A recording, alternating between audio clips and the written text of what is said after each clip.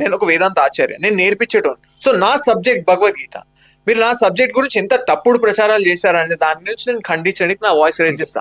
I don't get into అనావశ్య topics.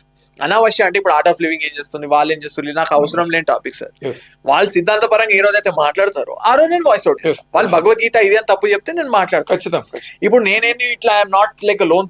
ఇప్పుడు నేను ఇష్టం వచ్చిన అందరినీ ఖండించడం నా అంత టైం కూడా లేదు. మెయిన్ భగవద్గీత. సో భగవద్గీత వదిలేస్తే ఇప్పుడు భగవద్గీతని కొంచెంసేపు సిద్ధాంతం పక్కన పెడదాం. వాళ్ళు చేసేది మంచిది కాదంటే మంచిగా చేస్తారు. ఇప్పుడు జపం చేస్తారండి, ఇప్పుడు ఏ యథా మాం ప్రపద్యంతే తతైవ భజామ్యహం. ఇప్పుడు వాళ్ళు మంత్రం తిప్పి చెప్తారు, బట్ స్టిల్ అది మంచి కాదని అన్నాం కదా. ఇప్పుడు వాడేమి అక్కడ గుట్కా తినట్లేదు, అక్కడేం మందు తాగట్లేదు.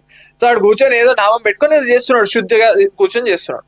సో అది చెడ్డ కర్మ అనట్లేదు నేను. బట్ మీరు ఎప్పుడైతే if you think you are above శాస్త్ర, that is when we voice.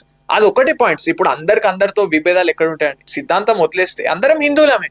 నేను ఏమంటున్నా, ఈ రోజు సమాజానికి కావాల్సింది హిందువుల ఐక్యం. హిందువులు ఒకటి అవ్వాలి. మనలో మనం భేదం క్రియేట్ చేసుకోవద్దు. నీ దేవుడు గొప్ప, నా దేవుడు గొప్ప అనేది హిందూ ధర్మం కాదు.